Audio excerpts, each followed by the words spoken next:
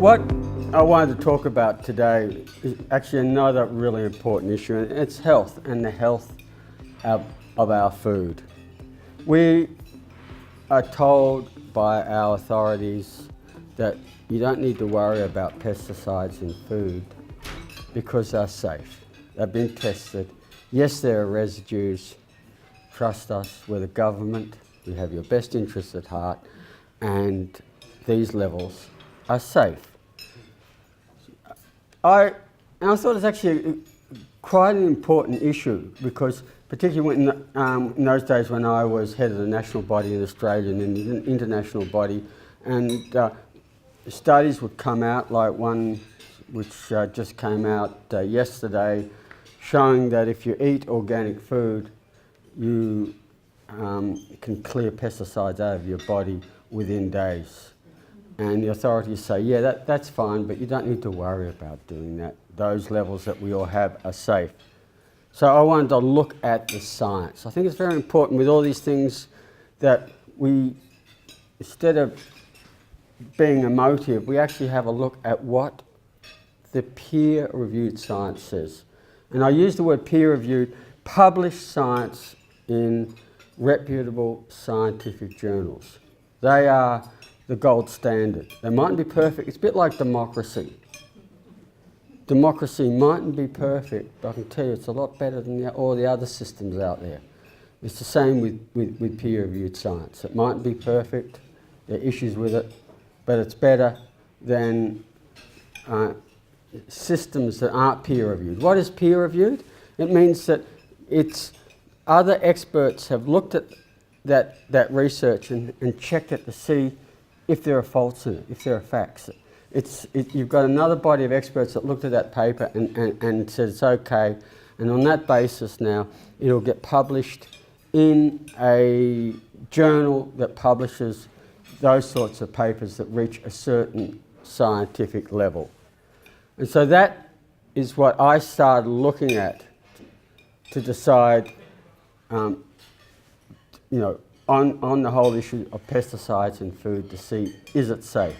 And I wrote 2 books. This is the last one I wrote. Particularly after the second book, I realised that when it came to children, there is not one scientific paper showing that any level of pesticide is safe for children. Not one peer-reviewed paper in the world. There's no evidence at all.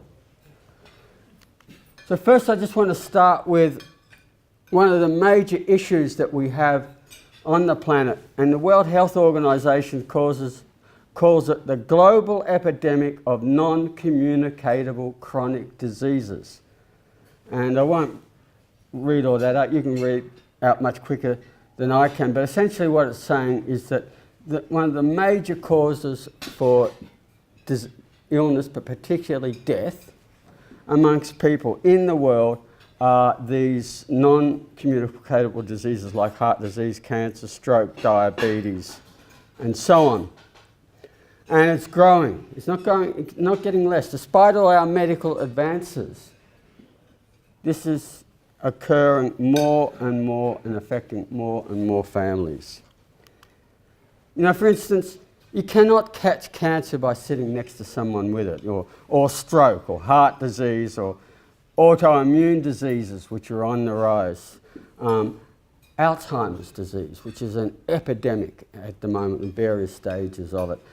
Probably all of us in this room know someone with it, or affected by someone in our family, or friend or neighbour who has Alzheimer's. It is it's becoming one of the major diseases of occurring people as they get older. There's hormone disruption, metabolic diseases, attention deficit hyperactive disorder in children. It's huge. Autism, or autism spectrum, is a massive epidemic that is just growing. Bipolar, schizophrenia is another one. Diabetes, another one, and we can go on and on. You don't catch those because the person next to you coughs. Next thing you know, you're autistic. doesn't happen that way. We get these because the causes we know are environmental and lifestyle. And that in itself is very good news, because that means every one of them is preventable. We can prevent them by changing our habits, our food, our exposures, and our environmental exposures to the causes. However, our authorities don't talk much about it, but there is a huge body of thousands, not one or two, thousands of scientific papers showing that the chemicals and pesticides that we are exposed to daily are strongly implicated. They're not the only cause, there's a whole range of causes, but they are a major cause in this global epidemic. So what I want to get back to is this the basis that we're assured yes, there are pesticide residues in our food, but you don't need to worry about them because they're all scientifically tested as safe. So I decided to actually look at that, look at how they're scientifically tested. And the way it works is this, is that as farmers, when we use a pesticide, it's a formulation of many different compounds. However, as far as testing is concerned by our regulators, only one of those compounds has to be nominated as the active ingredient. In most cases, it's less than 1%. In many cases, it's not even the most toxic compound in it. And it's based on that they'll say, testing that it is safe. But, the word I want to start using now is this concept of a data-free assumption. This is really important. All the time they're saying, oh, look, we're using science. But to have a formulation of a range of different toxic compounds, and you just test one of them and assume them on the basis of that the whole mixture is safe, that is not scientific. That's what we call a data-free assumption. They're assuming it's safe without any data to justify it. The rest of these compounds they call inerts, but they are added there because they make the so-called, what they call the active ingredient or active principle, more toxic, work more effectively. Otherwise they wouldn't have put it there. In other words, they're adding something in it that they know will make it kill better, i.e. it's more toxic, but they're saying at the same time it is not more toxic. That defies all logic. Where we have independent scientific testing, what I'm saying, peer-reviewed science by independent scientists, we find that virtually all of them are significantly more toxic. And in many cases we know they can be hundreds to thousands of times more toxic than the nominated active ingredient. Another really important thing, because these are formulations, sometimes the whole formulation is tested for what they call acute toxicity. This is how much of the poison, if you take it, you will die within a 2-week period. It's a drop-dead toxicity.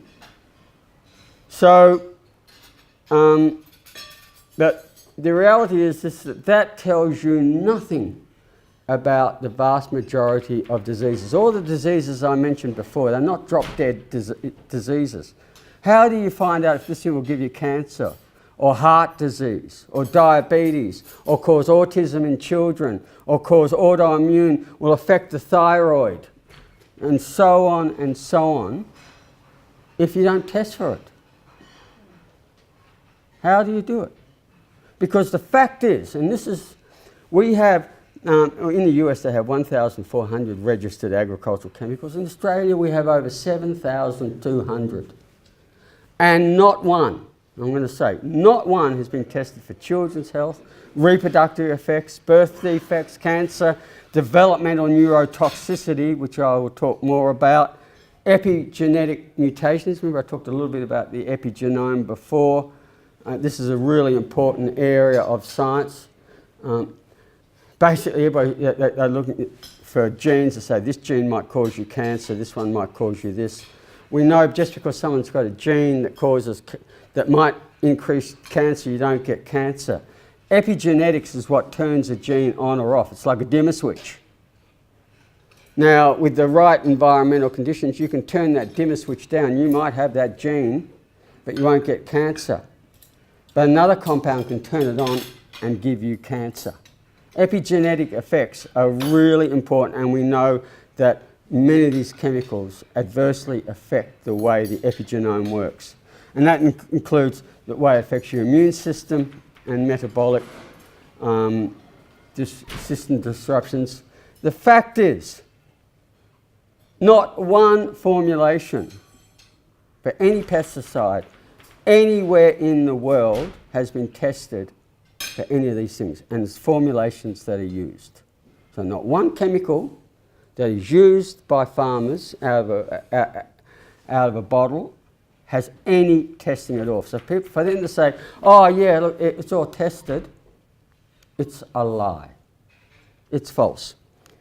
What I want to show you here, there is only one peer-reviewed scientific study in the whole world that looks at the lifetime exposure to very minute amounts of pesticides. This is done by Professor Seralini, and what it's looking at was Roundup, and looking at what happens to rats if they have a daily exposure to about the same amount of Roundup that every one of us, if we do a blood or urine test, will have in us.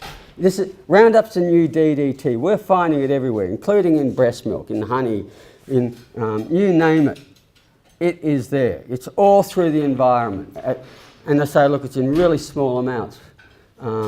Parts per billion, it's so safe. You know, that's safe, you don't need to worry about it. They can't say that because they have not tested for it. How can they say it's safe when there's no testing? This is the only one where there has been testing looking at the lifetime of an animal, and it's been published in a reputable scientific journal. And what they found were mammary and other tumours, liver and kidney damage from exposure to small amounts of Roundup. Here you can look at the slides, they can actually show where there's significant damage to the kidneys and livers from these parts per billion. Now, our regulatory authority permits parts per million. We're talking 1,000 times lower than what we're told is safe, is clearly unsafe. There's another issue. When regulatory authorities approve pesticides, they don't go, oh look, we'll just approve, just Roundup, one herbicide, that's all that crop can use, nothing else. No, it will generally allow several herbicides, several insecticides, several fungicides, and so on, with the expectation that they are all used in the normal cropping cycle for that crop. And they're allowed to be used. As a result, when there's testing for residues, most foods have multiple pesticide residues, not one, multiple. On top of that, we don't actually just eat one food. Or most of us hopefully eat more than one type of food. We eat a mix of food. All of those have different residues. So what we're doing is getting a cocktail of different chemicals. And there is zero requirement to do any testing for these cocktails. Once again, they assume because they've tested one ingredient in each of these pesticides that there's no additive or synergistic effect from the others. If it's safe for one, it's safe for the others, it continues to be safe. But the reality is what we know when we start looking at testing, many mixtures are actually synergistic. What synergism means, instead of one and one equaling two, the combined effect is great. It's 3, 4, 5. In some cases, actually, I've got data papers showing 1 and 1 can make 1,000 in terms of toxicity. When we look in the United States, for instance, looking at the cord blood, placental cord blood of newborns, they're finding up to 232 chemicals. Now, we have no idea what the synergistic effects of this is. But clearly, if we're finding that many chemicals, in fact, finding any of these chemicals at all in the placental cord blood shows that our regulatory authorities are not doing their job to protect the most important of all people in the world, our babies, our children. You know, to me, this is criminal, and they ignore it. You know, it's a data-free assumption to assume that there is no effect from it. And then, yet, when we start, as I said before, when we start looking at the scientific papers published by independent scientists, I say independent, not by the chemical company scientists, the ones who have got no conflict of interest, we're finding that these synergisms are hundreds or thousands of % more toxic.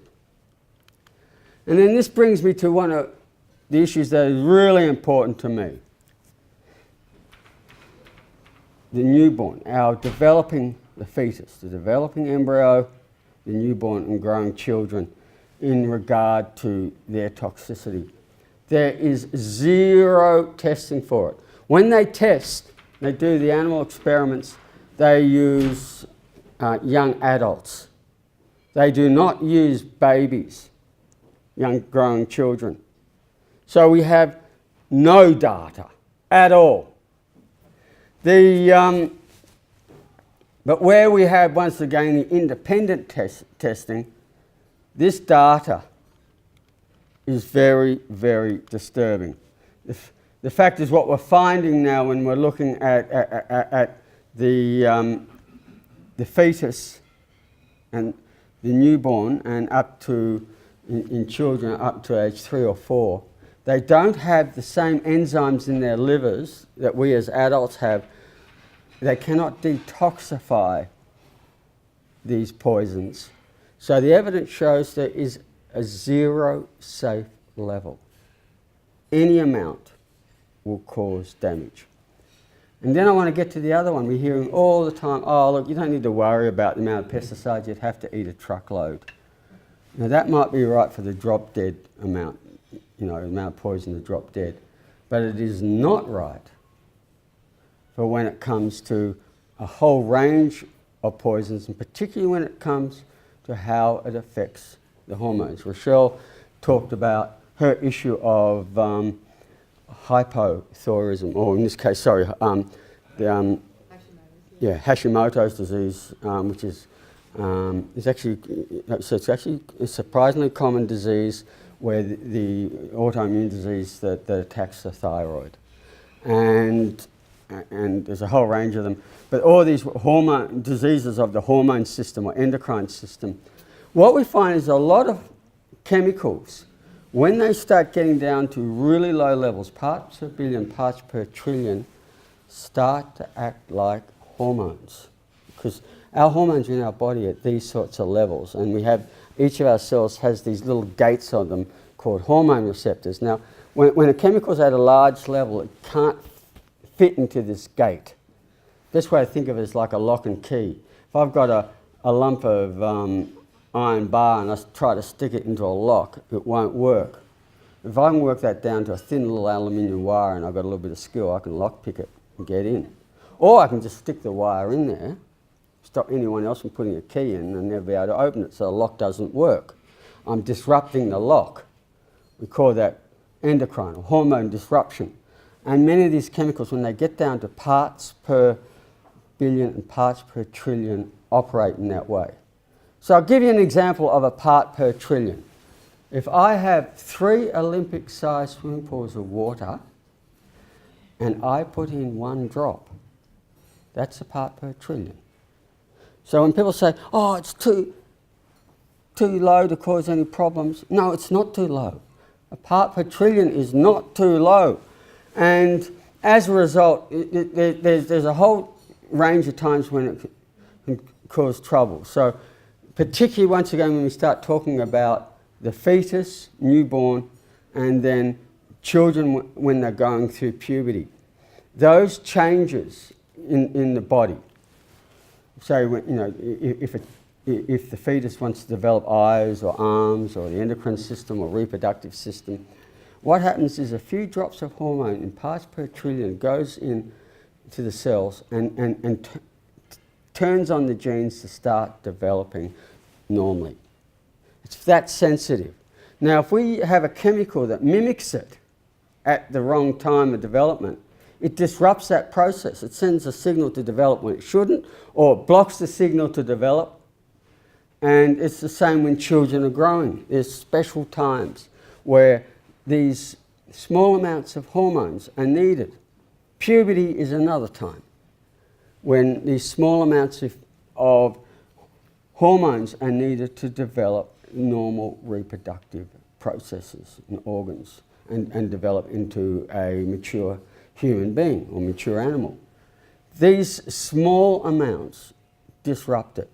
We also know the other times when people start getting the 60s and 70s, there's also a time when these small amounts can cause major troubles. So I suppose what I'm trying to say is when they're saying, oh look, how they set what they call the allowable daily intake is they test animals and they say, oh, we find what's called no observable adverse effect level. It seems to be no trouble. We will now divide that and make it 100 times lower as a safety margin. The big trouble is we know that many of these chemicals, when you make it 100 times lower, that's now when it becomes an endocrine disruptor. Unless they actually test it at that level to make sure it isn't, they have no data to say that it is safe. And at this stage, there's not one chemical anywhere in the world that has been banned for being an endocrine disruptor, despite the fact that in the scientific literature we know of at least 600 of them. We have at least 200 pesticides in Australia that the literature shows will disturb our endocrine system. And we know, for instance, that many of them work like artificial estrogens or anti-androgens. And they're implicated in what we call the epidemic of cancers of the sexual tissues. Breast cancer. It's an epidemic. Now, you might hear the good news, oh, less women are dying of it, or less women in developed countries like Australia and the US are dying from it because we've got better medical treatment, we can get it earlier. But more women are getting it. All of us know women with it.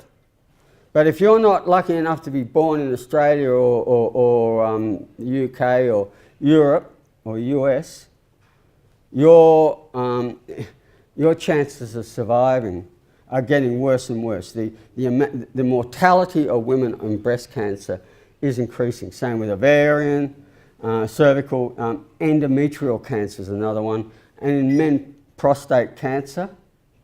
There's actually more men die of prostate cancer than women of with breast cancer. The prognosis for every man in this room, by the time we're somewhere in our 80s, we either die with or die of prostate cancer. Very few men in their 80s don't have it anymore. We're lucky in most cases it's slow growing. And of course testicular cancers in younger men. It's an epidemic. The amount of young men who are dying of it, it's a silent epidemic that's not talked about. Then there's all the reproductive problems. You know, it's finally getting some news. Endometriosis. So many women suffer from this in silence, and there's virtually no successful treatment options. It's an epidemic. We never used to really hear much about it. We're learning more and more about it. And one of the things I want to say here is we're actually learning one of the reasons why so many younger women have it now is because of their grandmother's exposure. We're starting to understand how these epigenetic effects go through generations. And the falling sperm counts around the world, and they are falling. Abnormal sperm, hyperspadias and other birth defects, undescended testes. For instance, undescended testes in young boys is a very good indicator of testicular cancer later in life. These are epidemics. Then the other one we're told all the time, oh, the new chemicals aren't like the old ones. They don't have residues. They break down really quickly. They're not like the bad ones that we banned like DDT. Well, my answer to this is, if they don't leave residues, why do we have maximum residue levels for them? Why do we need a maximum residue for something that doesn't have a residue? We have a maximum residue level because they leave residues. So that's a myth. Every one of those chemicals leaves residues. I think really important is it's not just the residues in the food, but all of us, if we tested our urine and our blood, all of us have residues of these chemicals. Then we're told, oh look, they're not long lasting like the bad old ones. These ones break down really rapidly. Well, some are actually just as long lasting and last for years and years and years. The other ones do break down. Yes, they're right about that. They just neglect to tell a little detail about when it breaks down. When these things break down, they just don't break down to air and just go and disappear. They break down into what we call metabolites, daughter products. The only trouble is the research shows us that most of these daughter products are actually significantly more poisonous, more toxic. So yes, they break down, now they're worse. And when I say worse, we're talking many times, hundreds of times more toxic. A classic like this is diazinon, which is an organophosphate quite often used as a poron. And every now and then it's in the media about the poor farmer who has the old tin of diazinon or something and uses it on their cattle, and half of them drop dead, even though they used it at the same rate. Why? Because now it was 3 or 4 times more toxic because it was older. It was starting to break down. It's the same in our food. So yes, they do break down, but now they're worse. And so it brings me to the next question. Our regulatory authorities who are supposed to be protecting us, making decisions to ensure that these are used safely. We're told all the time, yes, we know these things are poisonous, but if they're used as per the label, everything is okay. Everything is safe. Trust us. We're the regulatory authorities, we're the experts, we're the scientists. We know what we're doing.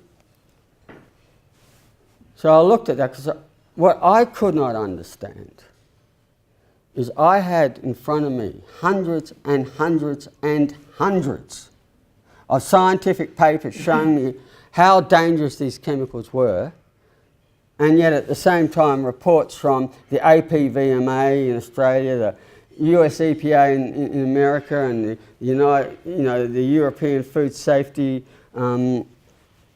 Assessment Authority, and so on and so on and so on, saying these things are perfectly safe. And I was saying, well, what is going on here? And so I started to read up and work out, how do they make their decisions? Why, when I read these papers, I'm really concerned and they're not? And I found out it's very simple. The only studies they look at are the ones given to them by the chemical companies. They ignore the gold standard. Just ignore it. I used to go to meetings with the APVMA and I'd show them, I said, why aren't you guys acting on this paper here showing the dangers of Roundup, of glyphosate? And they go, oh, we showed that to Monsanto, and Monsanto said that wasn't a good study, so we're not using it. I was saying, yeah, sorry, did I just hear you? You're saying what Monsanto tells you, that's what you do? Oh yeah, they've got all the scientists, But I thought you guys are the guys who are supposed to be doing all this. And what I learnt is exactly this. They just get the studies from the pesticide companies and ignore the peer-reviewed science. So the classic, lately there's been a big argument over Roundup glyphosate, and you hear Monsanto and all the companies saying, oh look, the World Health Authority's got this wrong, all the regulatory authorities have assessed it and it is safe. There are hundreds of studies that are showing that glyphosate is safe.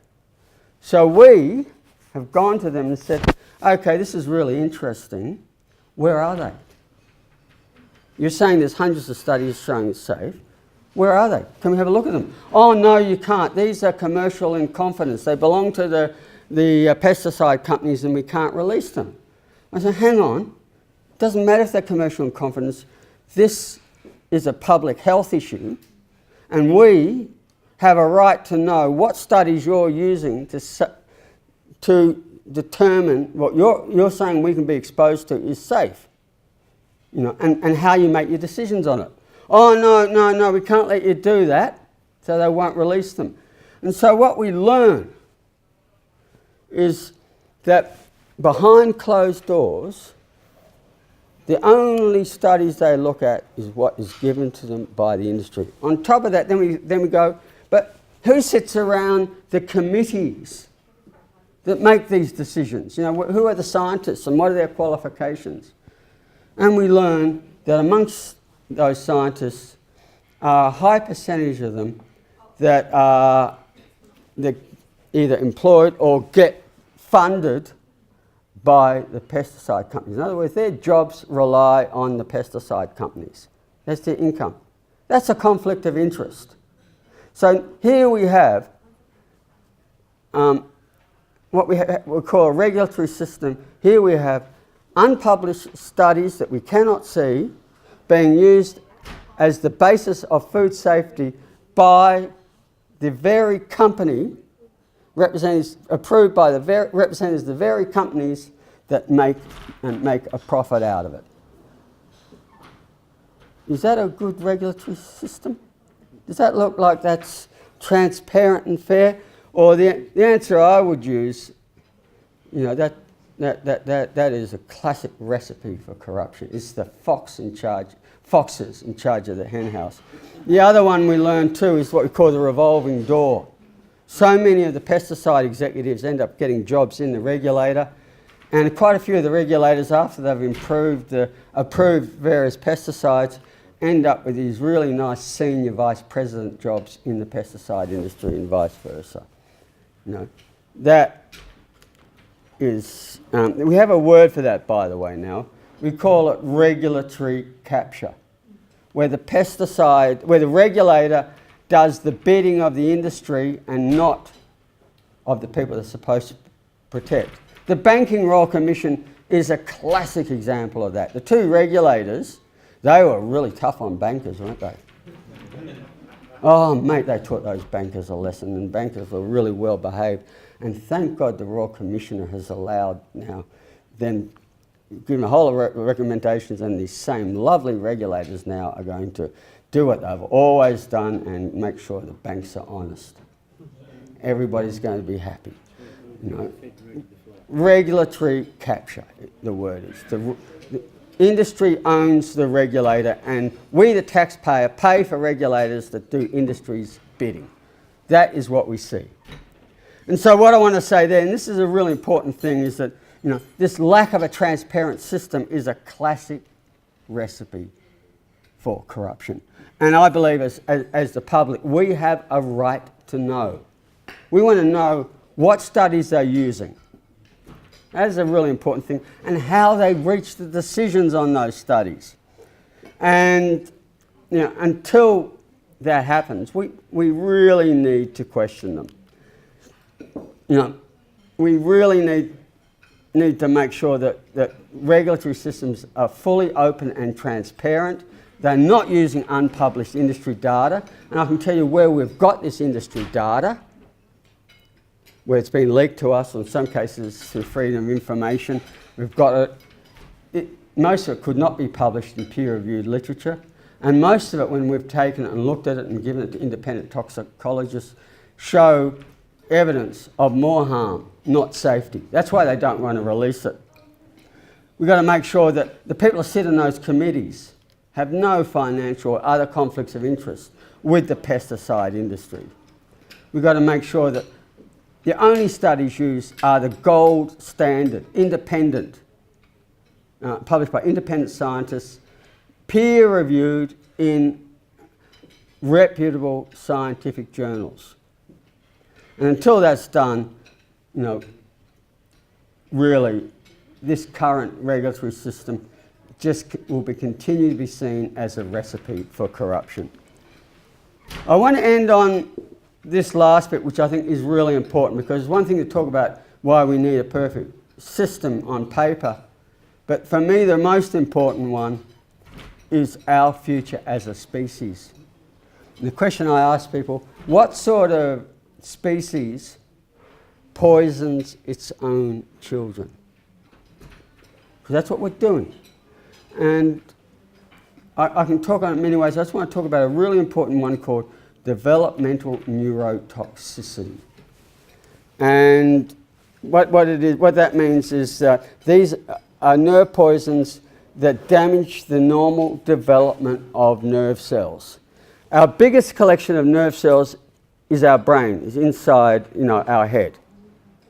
And when the fetus and newborns and children are growing, that's when, through puberty, that's when the brain is growing at its most, and when it is most susceptible to these poisons. At this stage, there is no official testing for it, but the peer-reviewed testing shows substantial problems in the literature: lower IQs, attention deficit hyperactivity disorder, the autism spectrum of disorders, organ damage, kidney, liver, lungs, reproductive tract, autoimmune diseases, asthma, and so on. There's just so many of them. Lack of physical coordination, loss of temper, anger management issues, bipolar schizophrenia, depression, and youth and child youth suicide, which is on the run. Another one is childhood obesity. It's not just junk food. We actually know very much it's due to hormone and metabolic disruption is a major issue in it. So I'll just show you this graph here. This is, I'm one of the co-authors of this, a peer-reviewed, it is a peer-reviewed paper that we published. And here we looked at a range of diseases in the United States using data from the CDC. And some of them, like autism, there you can just see, is just climbing through the roof in the United States. Now the red line is the increase in the use of glyphosate, Roundup. And the reason for that is because if you have a look, not much is happening until the early 90s, and then it climbs up. That's the introduction of Roundup Ready genetically modified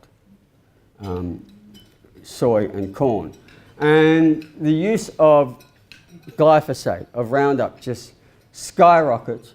And we can see, we found 22 diseases where it skyrocketed. Found a whole lot actually, but we actually did, if you have a look up here, this is numbers of what's called a Pearson's correlation.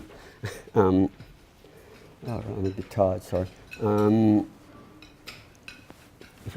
But what this is a very standard statistical tool for looking at the likelihood that this is not an accident. What we say, when two things correlate like this, it could be an accident.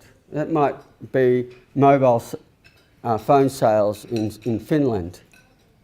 Could correlate just as beautifully like that, and it's probably the odds of mobile phone sales in Finland causing autism in the United States is probably very low.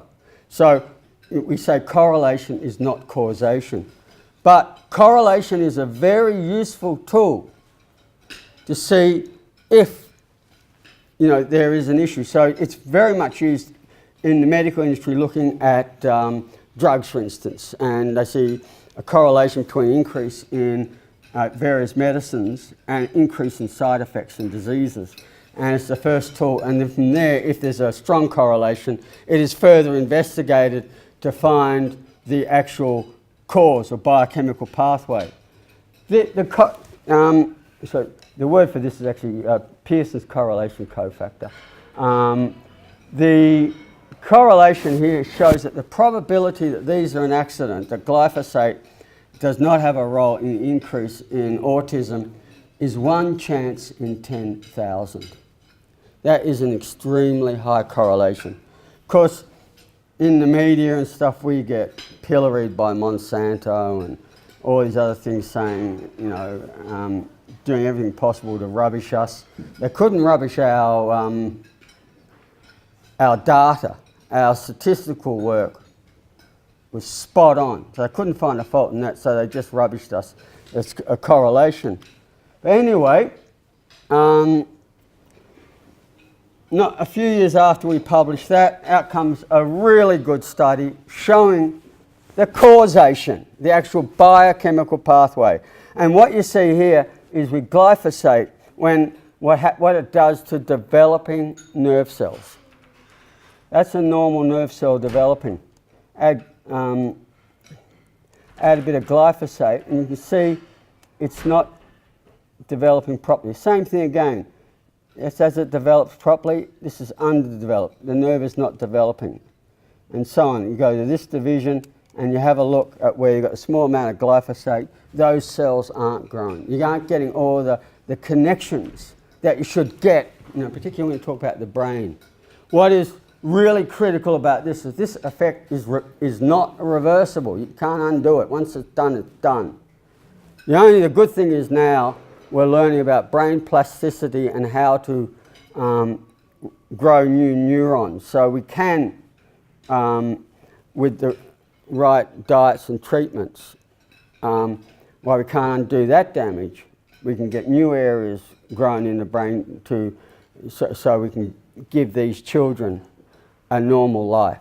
I think that's the really exciting thing. But what I want to show you here, which is really important, is here is clear evidence that the smallest amount of glyphosate, and most glyphosate when we test children, every child will have it, and it comes from food. And that's what it's doing to the development of our children. The other big epidemic is cancer, and particularly in children. There's a very good report in 2010, the United States President's Cancer Panel, and what they showed is actually over 80% of cancers are caused by environmental toxins, particularly chemicals and pesticides.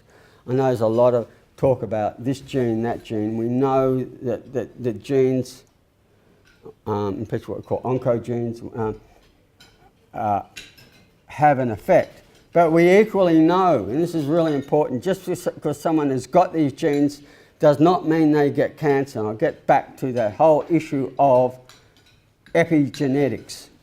We know that you can actually turn down those genes, and just because someone's got it, they don't need to get cancer. But we also don't know that many of these chemicals actually turn them up, so these genes now will express and turn cancerous. And we're starting to really understand how many of these chemicals, because of the epigenetic effect, cause people who are prone to cancers to get it.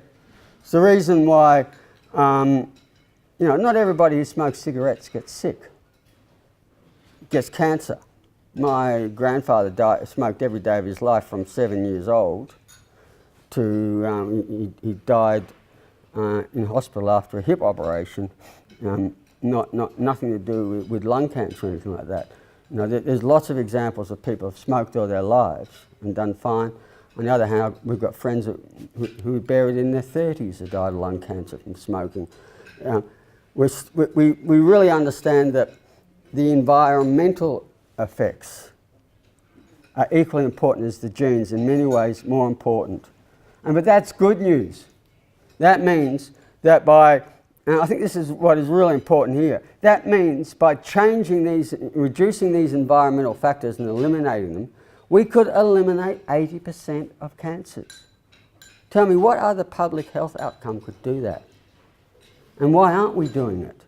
It's doable. We have the science, we have the knowledge, and yet we're ignoring it. We're continuously exposing ourselves to these carcinogens, and particularly our children to them. we could change that tomorrow and use the money that from that 80% to concentrate on fixing up the 20% that are directly caused by genes. I just want to show you, this is from the International Agency for Research into Cancer, World Health Organization, and I think this is 2017. Childhood cancers are still increasing. I know people say, oh, the cancer rates are going down, we're on top of it. That's not right. When you know, in my case, whenever I hear these things, I actually like to go to good first source data. And going to the International Agency for Research into Cancer is a very good place to start.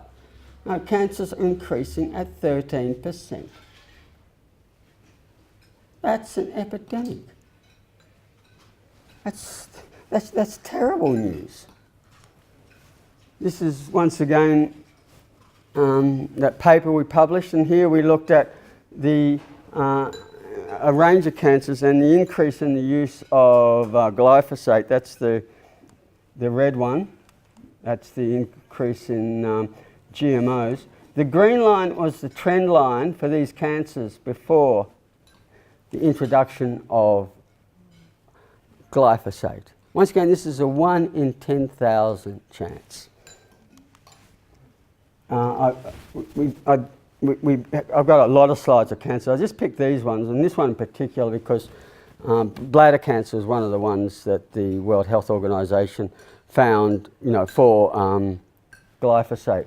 So here, once again, you know, you can see the correlation and how, you know, it was sort of going up, down, but all of a sudden you get this incredible steep rise. That's a 1 in 10,000 chance that that's an accident. We're once again not criticised over this. Correlation isn't causation. Then the World Health Organization comes out with classifying glyphosate as the second highest classification for cancer. A lot of people say, oh, they classify it as probably carcinogenic. No, they didn't classify it as probably carcinogenic. They classified it as is probably carcinogenic for humans. That's 2A. And if you read, and I'll put this here because what I want to show you is really important. Type 1 is where we have definite evidence, a lot of evidence that it causes cancer in humans. There's only 100 compounds where we have that evidence, because you can't really set up experiments and test people ethically like you can test rats and mice for cancer. So it takes a while to build up the level of evidence they need to give something a class 1. However, but what they're saying, where they did find a positive association is non-Hodgkin's lymphoma. Now, in the 1940s and 50s, non-Hodgkin's lymphoma was one of these really rare cancers. If someone got it as a textbook case. Now, I'm sure everybody here knows someone or has a relative or friend with it. I just had my wife's cousin die of it a few months ago. You know, fought a brave battle, but you know, in the end didn't make it. My wife's grandmother died of it, and so on and so on. You know, all people have worked on farms. All around us, people have it. You know, the evidence associating it, and there's a couple of others as well, with non-Hodgkin's lymphoma is very, very strong. What 2A means is that there are enough animal studies to show that it does cause cancer. I think that's really important. There are enough significant animal studies, and that's what they're saying. So when people say, oh, it's safe, there's no evidence that it doesn't cause cancer, that's rubbish. And what I like about this is people actually want to see how an assessment should be done for a chemical. Get their published study. Read it. I've done it several times because I like to actually go to first sources and see the science. They cite every single study and how they assessed it. Every published peer-reviewed study. They only used high-level peer-reviewed studies, and they looked at it saying and assessed it. You know, some said no, this is not good enough to say it causes cancer. Yeah, this one we have this level of certainty, and why these world-class experts came to this conclusion, which, can I say, was a very conservative one, because a lot of people on the panel actually wanted to give it type 1, the highest level of carcinogenicity. In the meantime, Monsanto keeps on saying there's hundreds of studies showing that this is safe, and our experts like the APVMA have looked at those studies to say it's safe. Only trouble is, no one can see these hundreds of studies. And my answer to them is, if you have these hundreds of studies that are safe, wouldn't you want to put them out to prove your case? If you are so certain of your data and your science, you would make that available to end the uncertainty, but they won't. The truth is, they have no data to show safety. None. But we have enough data to show it is not safe. So the last, and I'm ending now so you can have your desserts and eat happily ever after. I just want to talk once again about the whole concept of developmental neurotoxicity. In other words, I showed you how these chemicals work as nerve poisons. Many of these pesticides are actually developed as nerve poisons. For instance, things like chlorpyrifos, lawsban, malathion, a whole group of organophosphates were actually developed by the Germans, by the Nazis, to be used as nerve poisons against people. Examples of them being used, Saddam Hussein and nice Mr. Assad in Syria, using these as nerve poisons like VX gas and others against Syrians and Kurds and others that they don't like. It's their way of getting rid of political opponents, and it seems to be quite effective at that. They're still, but it's the same chemistry. The other one, you remember the Skripal, the poison that the Russians used to kill the former defectors in the UK. That's the same group of poisons. They were developed as nerve poisons for people. They damage nerves. What happened is at the end of World War II, the Americans got hold of them and probably thought why they wanted to use them for nerve poisons. There's not a lot of money for companies selling nerve poison to kill people. After World War II, the days of companies like Bayer, who's just bought Monsanto, who developed Zyklon B and gassing Jews and never got prosecuted for it. They couldn't develop products like Zyklon B anymore and had them used, so instead change them slightly and use them to kill insects and sell them as insecticides, and that's what these things are. What this science says, to put it in another way, is that these things affect the normal development, put that in plain English, of nerve cells, like the pictures I showed you. Nerve cells, particularly in the brain, don't develop. So here's a really good example of work done by Dr. Elizabeth Gillette, looking at two groups of yaqui in Mexico. One group lived in a valley in a farming community, the others in the hills. These are young girls. The ones that lived in the hills and weren't exposed to pesticides, these are lovely little 4-year-old girls, and they get asked to draw a picture of girls, of children, and that's just what we'd expect some little 3-4-year-old girls to draw. How lovely is that? These girls are the same age, live in the farming community. They couldn't even do something remotely that looks like a person. That's brain damage, because the brain hasn't developed properly. And of course the experts go, oh, that's not science, that's just anecdotal, we can't use that. Well, because after that, more studies came out. I've quoted 4 of them. What they showed there was that the smallest amount of exposure to organophosphates, in all of these cases, it's the residues that were permitted by governments in food, caused brain damage. One of the studies could not find a lower safe level. They tried to go down to what level is safe, and they couldn't. And I think that the lack of a minimum residue level is really critical, particularly since most children get their exposure from food. Most people Anyway, this is a write-up of one of them, the scientific one. What I want to do is just translate this into plain English, or a better way of saying a picture's worth 1,000 words. What all that says is that what they found was actual physical evidence of brain damage. Now, one of the things that's, years ago we couldn't test for these things, is the way you tested for damage caused by pesticides is that you feed the animals, you kill them, you cut up bits of their brain or whatever, looking under a microscope and see if there's any damage. Is that mainly left or right brain? Sorry? Is it mainly affecting the left? You'll see there's both sides on here, and they've also divided into what they call sex determined too. There's different effects for boys and girls. I haven't got the time to get into the real technical details here, but where this is good, these are MRI scans.